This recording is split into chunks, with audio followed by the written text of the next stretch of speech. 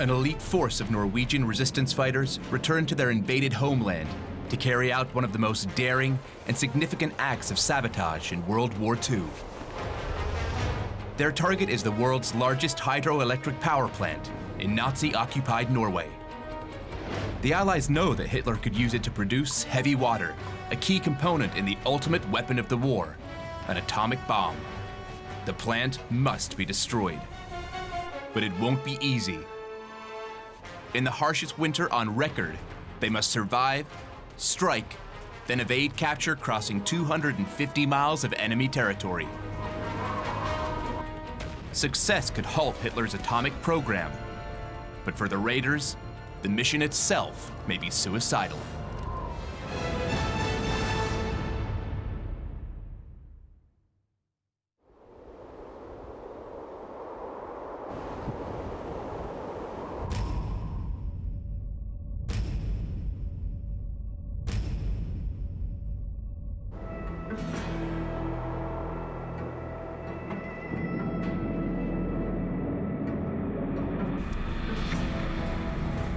"700 feet above the icy Hardanger Plateau in southern Norway, an elite squad of 6. All Norwegians who have escaped the Nazis are about to embark on the most dangerous mission of their lives. They're returning to their occupied homeland on an ultra-classified raid. The drop has been timed for tonight's full moon. It will give them the best chance of locating the landing area. But there's a problem. Severe ice and snow has obscured the landscape.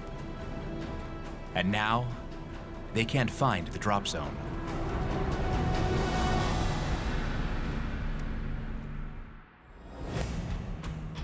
On April 9th, 1940, the Nazis invaded the neutral Scandinavian country of Norway.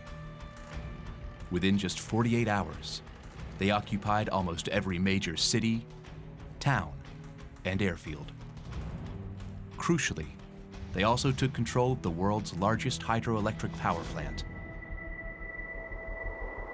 The hydroelectric plant at Värmork was unique because it produced heavy water, which is one of the critical elements in building nuclear weapons. As soon as the Allies realized that the Nazis had taken the hydroelectric plant, they were worried that Hitler was trying to build an atomic bomb. British intelligence had heard that the Nazis had ordered production of heavy water to be substantially increased.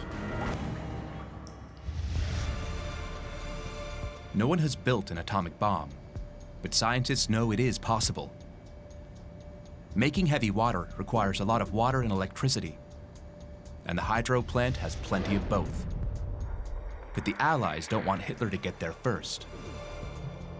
The success of the raid was enormously important. Stopping Hitler getting an atomic bomb was absolutely critical if the Allies had any hope of winning World War II.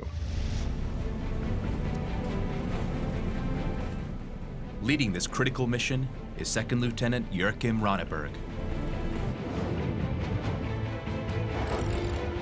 In 1941, he escaped Norway, crossing the North Sea in a small fishing boat to Britain. To live in an occupied country is very distressing, and you have to experience it to understand. We felt that there was no sacrifice too great to get the Germans out. You have to fight for your freedom and for peace. At just 23, he's one of the youngest of the group, selected because of his sabotage and demolition experience. Underneath their snowsuits, Ronneberg and his men may look like an ordinary force, but they're special operatives, armed for secret sabotage. They carry 36 half-pound plastic explosive charges, 10 Mills bombs, commonly known as hand grenades, chloroform to disarm the enemy silently, cyanide in case of capture, wire cutters, Thompson submachine guns, and Colt 45 pistols. The Colt has a 7-round magazine. It's easy to cock, and has a simple thumb-operated safety catch. It's a beautifully manufactured weapon.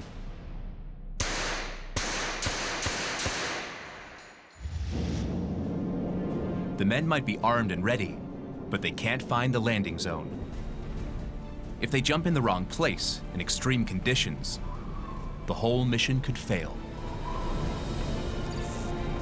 This was not an easy task. The tops of the mountains, which were around 6,000 feet, were covered in snow and ice, and all the frozen lakes looked much like the last one we had flown over. If they don't jump now, they'll have to wait another month until the next full moon. Delaying this raid is an advantage they can't afford to give Hitler. We were not convinced the correct lake had been identified, but as the drop was vital, Ronneberg decided not to delay. It's a critical but extremely risky decision that could end in disaster. So all the 6 brave young men and their packages were dropped.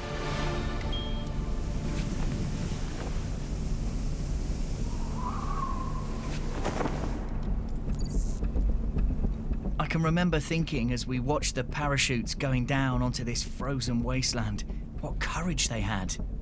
We were returning to base for bacon and beans, but what was in store for them?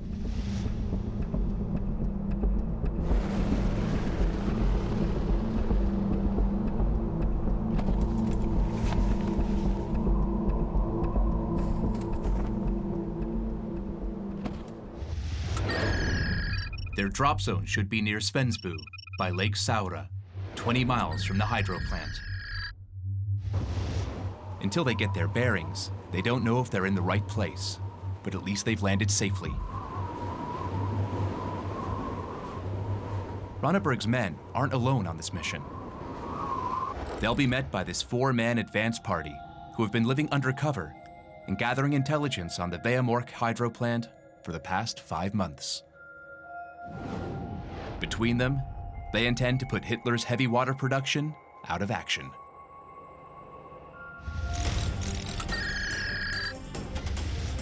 Ten men will have to navigate over 20 miles of inhospitable enemy terrain, cross a deep icy gorge, and dodge bullets from the heavily armed guards on the bridge. They'll have to avoid 4 machine gun posts and break through the heavily mined perimeter. Once inside, they must use plastic explosives to detonate 18 heavy water canisters. They face being caught by as many as 30 guards at the site, who in turn can alert over 200 troops at the nearby garrison just 4 miles away. If they get out alive, they'll have to avoid capture on their 250-mile journey to safety in Sweden.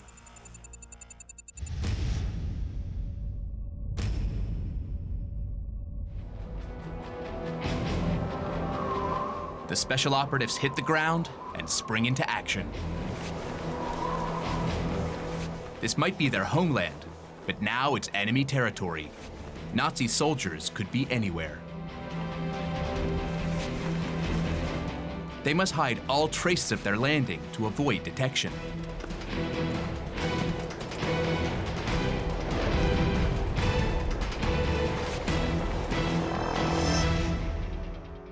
The men wear British rather than Norwegian uniforms under their snowsuits, in the hope that in the event of capture, it might prevent revenge attacks on their friends and family. Nazi retaliation can be brutal. In April 1942, after 2 Norwegian agents were discovered in the small village of Televorg, the Germans razed all the houses to the ground and then sent every man between the ages of 16 and 60 to concentration camps.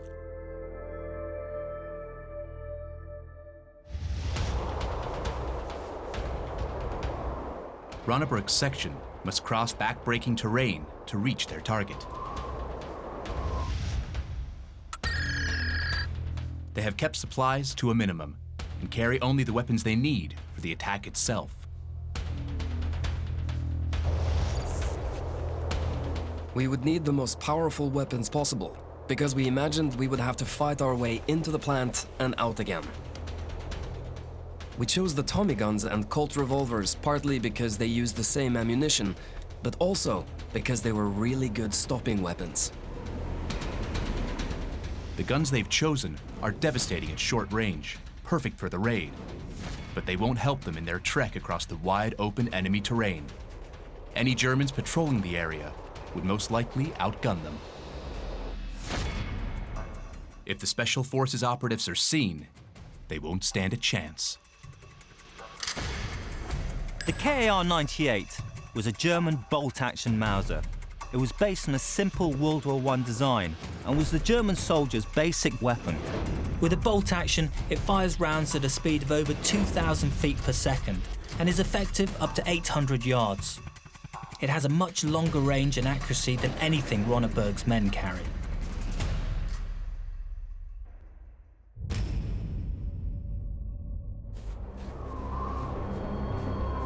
The raiders are ready to move forward. There's just one problem.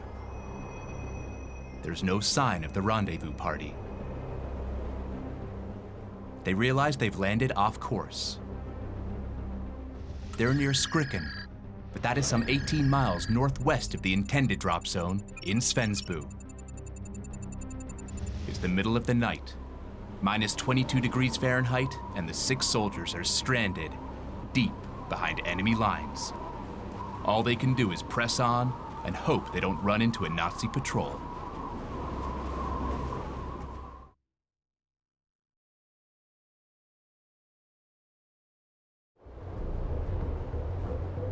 The squad sent to destroy Hitler's atomic ability has landed behind enemy lines, nearly 20 miles from the intended rendezvous point with their advance team. It's a bone-chilling minus 22 degrees Fahrenheit, and if the men stay still, the cold will kill them before the Germans can.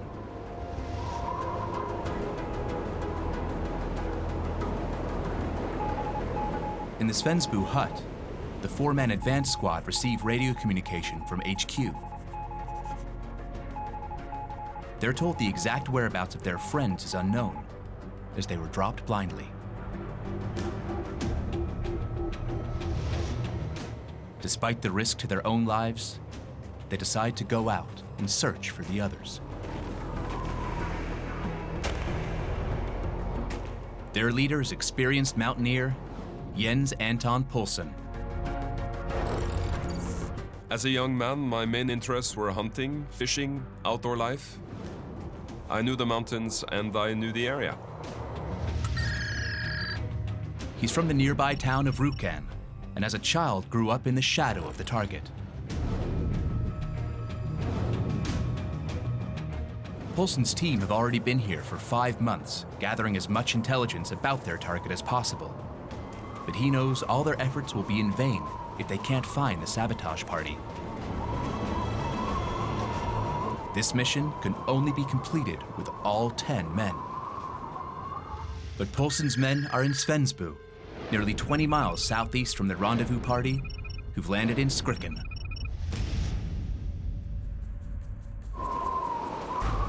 Ronneberg's team have been trekking for hours over inhospitable terrain to try to get back on track. Every man carries a heavy backpack loaded with weapons, explosives, outdoor equipment, and weeks of rations. In total, they each carry over 55 pounds. But despite the burden of their heavy packs, they must be stealthy.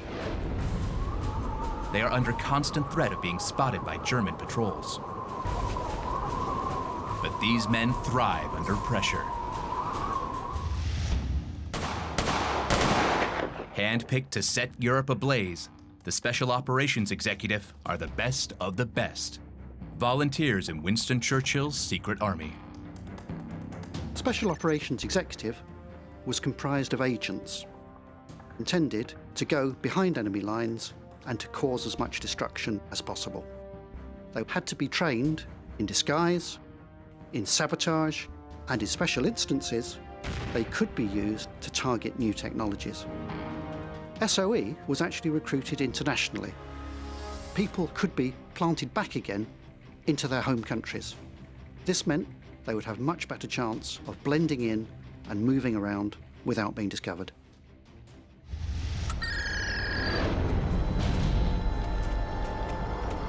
In Svensbu, the rendezvous search party follows experienced skier Klaus Hellberg. He fought in the Norwegian resistance and was a prisoner of war before escaping and fleeing to Stockholm, capital of neutral Sweden, where he joined the SOE. Now he uses his local knowledge to scour the landscape for the missing men. Twice we were out looking for them, but they didn't find us. Then a storm arose. A heavy storm.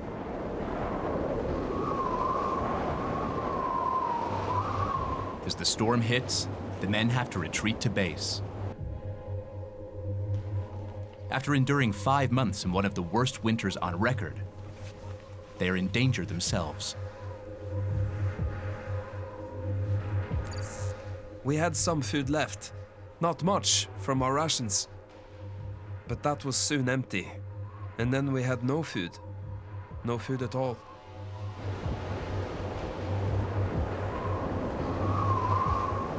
With no choice but to wait the violent storm out, Poulsen's men focus on the mission at hand. We had 3 tasks. One was to establish contact with people who could give us some information on the production of heavy water, what the Germans are doing. The other was to keep up the radio communication with England. And the third was to stay alive.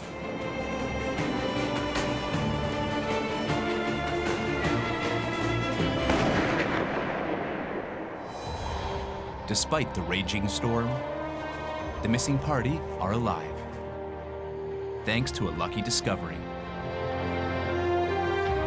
A mountain hut, traditionally used by walkers for shelter.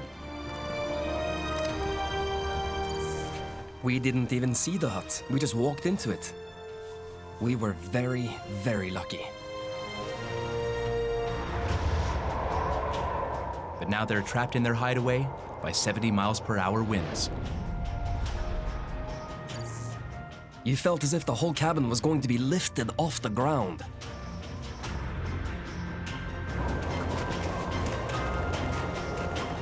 They try to press on, but every time they leave the hut, they are forced back.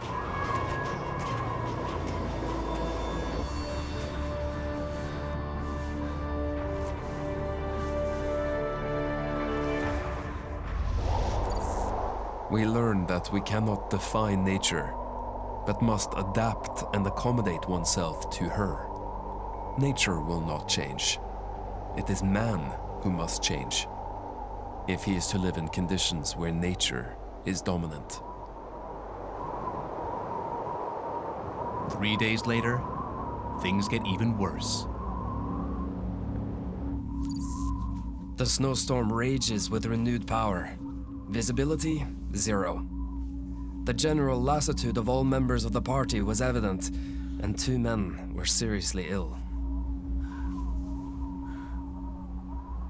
Survival is as much to do with psychological as well as physical strength. Keeping composure, high spirits, and a sense of solidarity with your comrades is vital.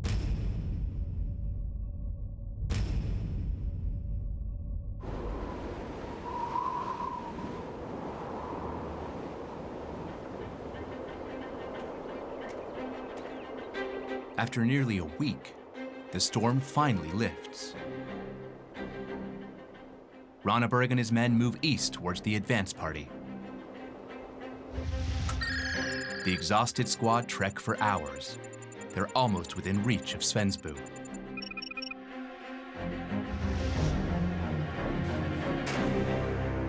But as they approach the final hill, 2 figures loom on the horizon. Their white snowsuits make it impossible to tell if they are friend or foe. Quickly taking cover, the team prepares for a firefight with their Thompsons cocked and ready for action. This is the M1 Thompson submachine gun. It's an American gun, designed in World War I as a trench buster. This weapon is a punchy little number. Fires a .45 caliber round. Doesn't necessarily have the range, but in close quarter battles, it'll do the job and put someone down. It's solid and reassuringly heavy. You know you've got a weapon in your hand when you hold this, and it feels right. When you release, it fires well. It's solidly put together, and it's the sort of weapon you'd want with you on the battlefield. But this is no ordinary battlefield. They'll have to choose what to do next. Stay quiet and try not to be spotted, or hope their short-range weapons are enough to win them the firefight.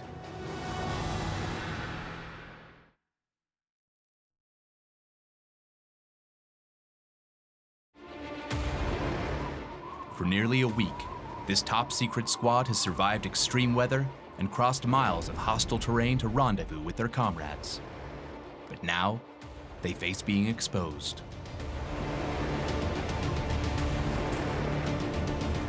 Two figures heading towards them could be an enemy patrol.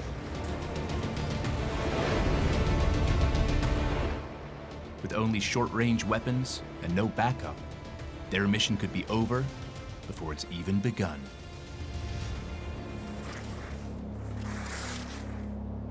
The highly trained unit wait for the strangers to come within range.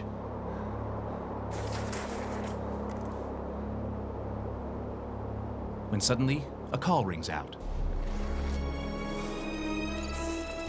A wild yell told us we were in touch with the reconnaissance party. We didn't expect to meet them there, so we were very surprised to have met our friends. When we saw them, we knew them all. They were friends from training in Scotland, and we hadn't seen other people for weeks, months. And now we were there chatting, talking, laughing. It was a meeting I will never forget. Reunited, the men return to the Svensbu hut. Finally, the advance party gets to enjoy a much-needed meal. They had rations we hadn't tasted for months. We had a good meal that night. It was fun to talk with friends who had news to tell. We had lived alone in the mountains, and the change was welcome.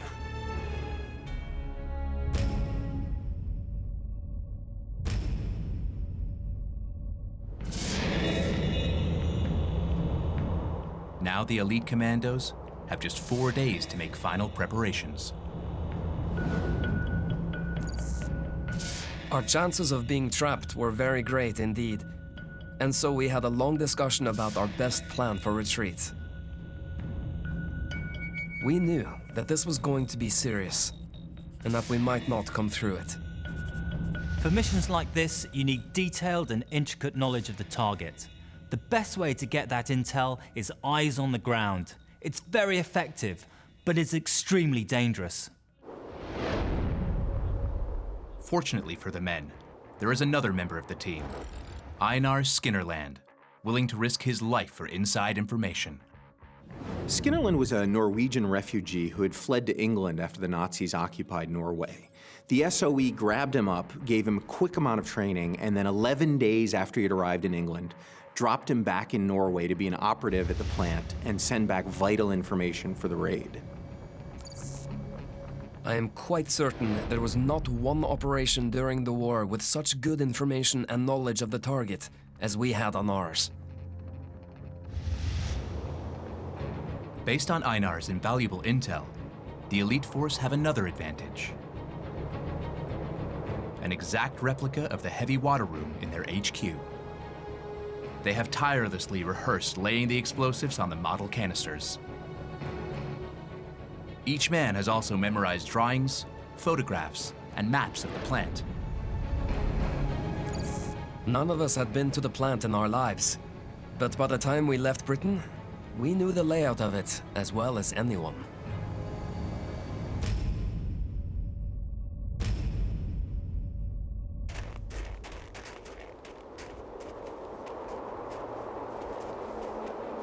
After months of preparation, their moment has come. The raiding party moves towards their target.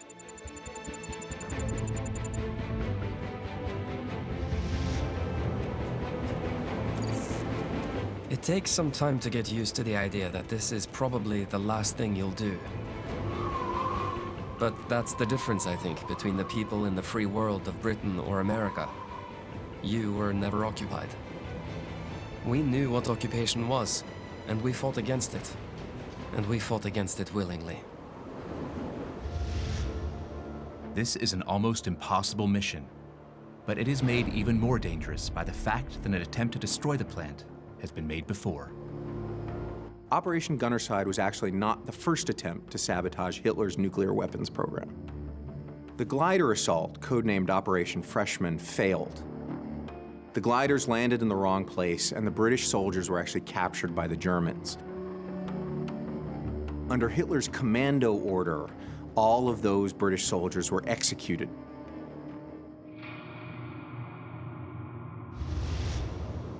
The Nazis also discovered maps and information left in one of the gliders that clearly showed Vemork was their target. This attempt at blowing up the plant was much more dangerous than the first because the Germans now knew that the British were coming. Vemork hydro plant is now more fiercely guarded than ever. In addition to a new detachment of guards, there are 4 new anti-aircraft guns. Recently installed searchlights sweep the ground around the plant, looking for invaders. And that ground is heavily planted with mines. The men make it to Vemork, but to reach the plant, they must first cross a narrow bridge nearly 100 yards long. The German guards who patrol it are armed with the MP-40 machine pistol. This is the classic German submachine gun, affectionately known by the Allies as the Schmeiser. It was built for resilience. It needed to work in all environments, and this did. The MP-40 fires 30 9mm parabellum rounds. It fires automatically, but if you depress the trigger very carefully, you can actually squeeze off singular rounds. The Allied troops prize this weapon, and they take any opportunity to take it off the battlefield and use it for themselves. Not only are the German guards heavily armed, but if the raiding party is exposed, the enemy can be reinforced at a moment's notice.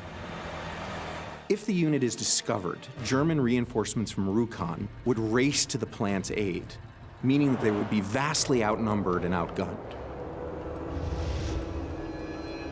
Hoping for a last chance to avoid the bridge, the best climber, Sergeant Hellberg, is sent to scout further down the ravine.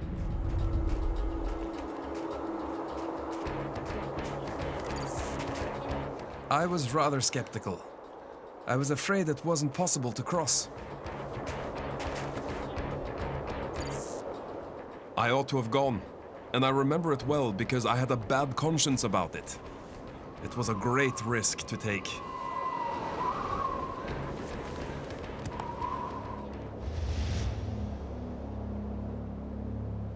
The ice-covered ravine is a sheer drop that's over 250 feet deep. It's a route that even the Germans have judged impassable. The ice on the river is breaking up, making a crossing even more difficult. But 200 yards from the bridge, Hellberg's local knowledge has paid off.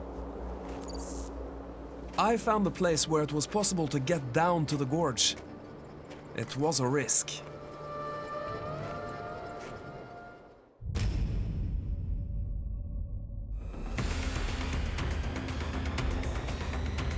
Under the cover of darkness, the raiders decide to attempt the impossible.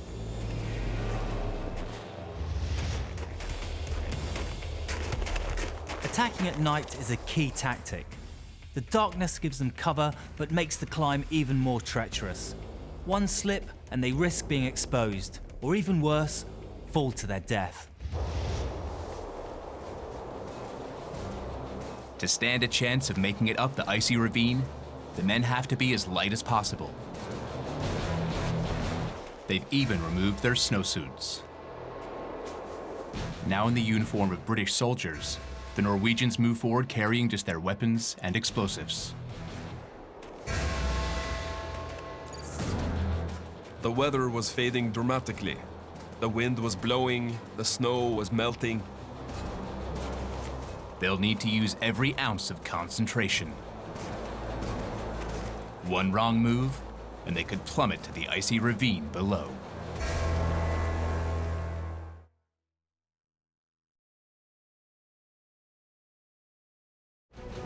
On their mission to destroy this heavy water plant, and with it, any possibility of Hitler developing an atomic bomb, the team has so far evaded detection. Finally, their target, the Vemork hydro plant, is within sight. But to get there, they must first scale the icy ravine wall and reach the plant perimeter without alerting the Germans.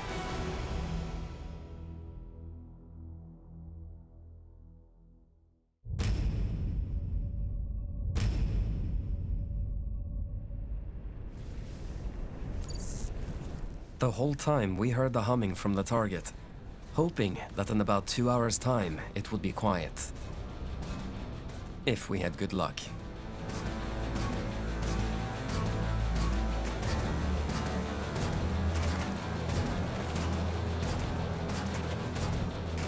The men succeed in climbing the route that the Nazis had deemed impassable.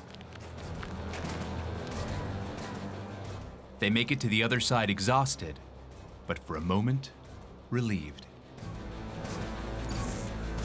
It was a wonderful feeling, actually, because you had been thinking of this and you had been focusing on Vemork for many months, and you knew that now we have a chance of getting inside the factory. A few hundred yards ahead of them lies the forbidding 7-story Vemork plant. The hydroelectric plant at Vemork was crucially important because it produced heavy water. The heavy water could be used in the production of plutonium, an atomic weapon. That work had to be stopped. But the heavy water is stored in the high concentration room at the heart of the heavily guarded compound. Thanks to intelligence from insider Einar Skinnerland, they know where the guards are and when they swap over sentry duty. When we advanced, I think a couple of 100 yards, there was a shed, and we waited there because we knew when there was a guard on the bridge, they were relieved. So we waited until Rønneberg gave the order. As expected, at midnight the guards change. But Rønneberg doesn't give the order to advance. He won't move his men until the new sentries are less alert.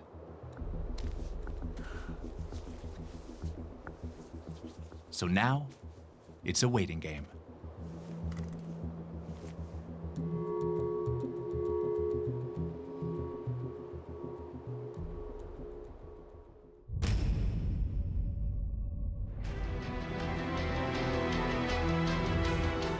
After 45 minutes in freezing temperatures, Rønneberg gives the signal. They advance towards their objective.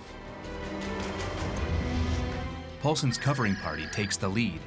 It's their job to break in and set up defensive positions inside the plant.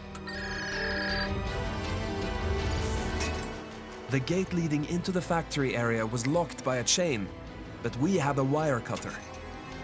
So we could cut off the chain and go into the area just close to the factories.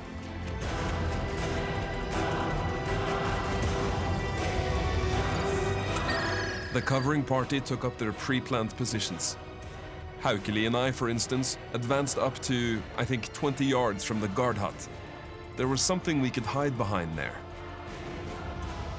They're all carrying chloroform in their pockets to silently overwhelm any guards they might come across. It's essential they remain undetected, and no one gives them away. Between them, they are armed with 5 Tommy guns with 10 magazines, 7 Colt 45s with 40 magazines, 10 hand grenades and 2 separate sets of explosive charges and fuses. The weapons they've chosen are all short range, so if they come up against an enemy with heavy weapons, they'll have little chance of winning a firefight. With their covering party in place, the 4-man explosives team advanced towards the basement, where the heavy water cells are positioned. But when leader Ronneberg reaches the basement, he's stopped in his tracks. We tried first the door in the cellar, then the next door on the first floor, down again to the cellar door.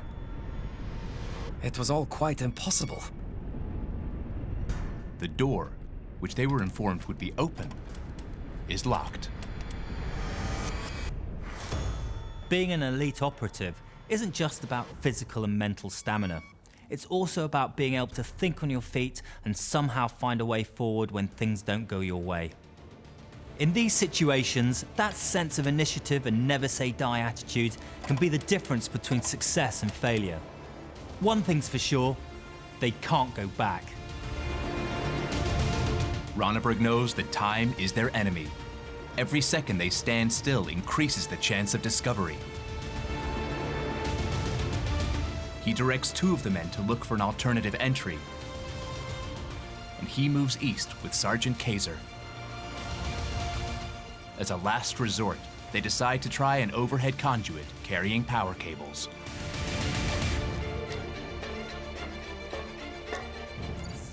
We crept in on this tunnel, and having come halfway in, it got very, very narrow, and there was no chance of turning around. Out by the guard huts, the covering party stay on high alert as they count down the minutes since they last saw their comrades.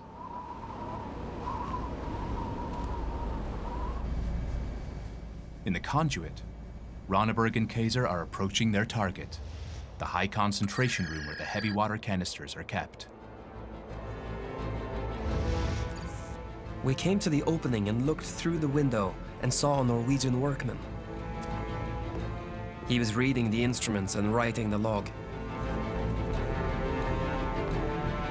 They can't risk being spotted, but they must press on with the operation. We managed to get down and open the door and said, "Hands up!" They are in the plant, but the rest of the team are not there. The other group have difficulty finding the entrance for the tunnel, so Ronneberg and his men begin laying out the charges themselves. They are using plastic explosive. It's the perfect material for the job, as expert Charles Adcock is about to demonstrate. Main advantages of plastic explosive, or PE, is highly energetic, it's powerful explosive. In fact, you can mould it, so you can build the charge up to whatever size is needed for the job in hand. And obviously the second thing is because it's mouldable, you can easily get it into, put it into position, mould it into place, where in exactly the place you want to place it. And there you go, really. It's just an easy to use form of high explosive.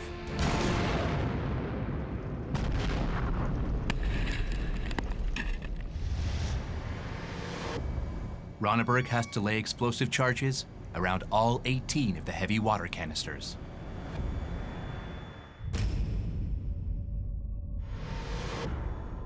"25 minutes have passed since the covering party last saw their friends.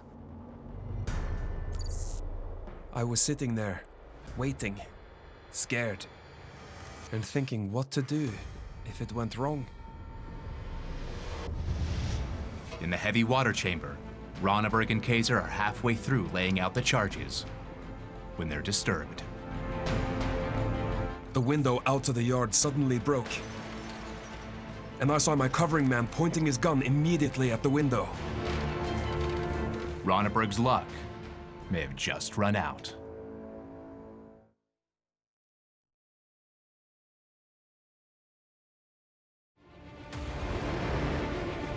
The Norwegian team has successfully gained entry to the Nazis' heavy water plant. If they can destroy it, they remove any possibility of Hitler developing an atomic bomb. But as they begin laying demolition charges, glass shatters above them.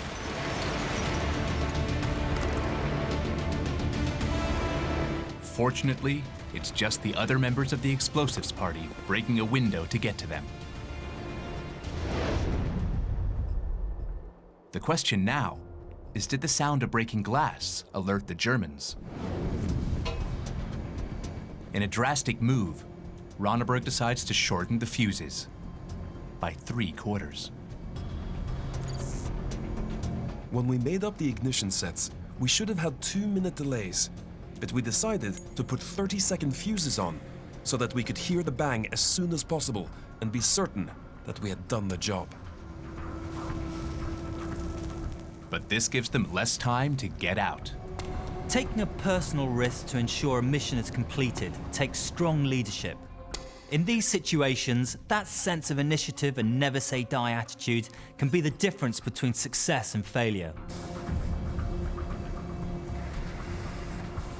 The raiders have just 30 seconds to get out of the basement and out of the path of the explosion.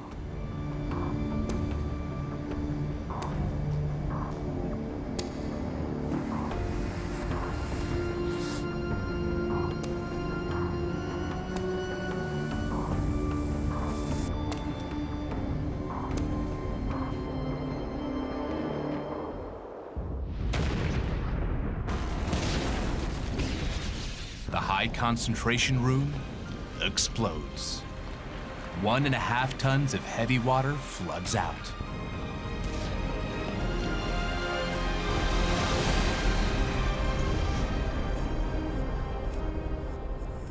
But the explosion has finally alerted the guards.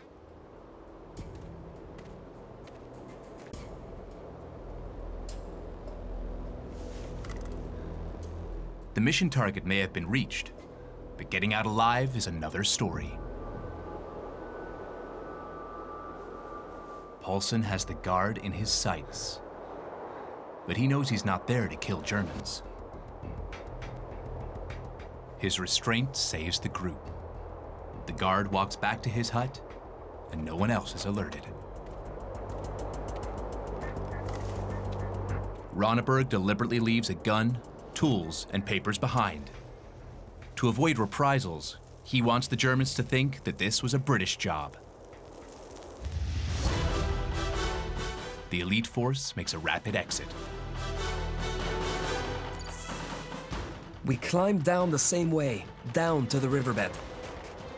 It was very steep, but we went very quickly.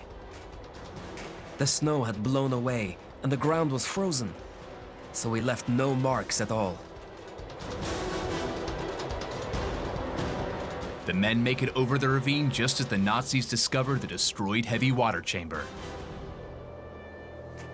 As they look back towards the plant, they can't believe their luck. There were soldiers down there. They were on their way to Vemork to take us, of course. We followed a parallel road to the main road, and the whole time we could look down on the road below and see all the traffic. Over 200 German soldiers are deployed from a nearby garrison to scour the landscape. The intrepid saboteurs disappear without a trace into the tundra. Against the odds, they have negotiated some of the most inhospitable terrain, stopped Hitler's atomic weapons program in its tracks, evaded capture, and made it to safety. Half of the team dissolve under cover, while the rest make a dash for Sweden, 250 miles away. Now we came to neutral Sweden, and I remember we were sort of pinching each other to be quite certain that we were not dreaming.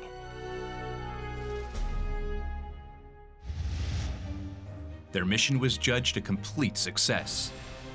3,000 pounds of heavy water had been destroyed, along with the equipment needed to make it. The real significance of this mission became fully clear when atomic bombs were dropped on Hiroshima and Nagasaki at the end of the war. If the Germans had won the race and got nuclear weapons first, the result could have been unthinkable. The decision to use atomic weapons against Japan in 1945 effectively ended the war. The raid on Vemork destroyed Hitler's heavy water production. We now know Hitler never seriously planned to build an atomic bomb, but the Allies didn't know that at the time. The suicidal mission destroyed its target without losing a single man, making Operation Gunnerside one of the greatest raids of World War II.